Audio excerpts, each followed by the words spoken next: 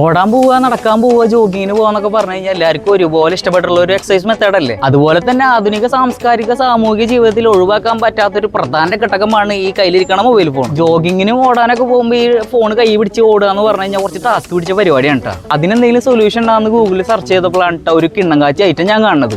ഒന്നും നോക്കില്ല, അപ്പം തന്നെ ഓർഡർ ചെയ്തിട്ടുണ്ട്. ആ ഐറ്റം വരുമ്പോഴേക്ക് ഈ വീഡിയോ ഒന്ന് ലൈക്ക് അടിച്ചോളൂ കേട്ടോ. ഐറ്റം നമ്മുടെ കയ്യിൽ കിട്ടിയിട്ടുണ്ട്, അൺബോക്സ് ചെയ്ത് കാണിച്ചു തരാം.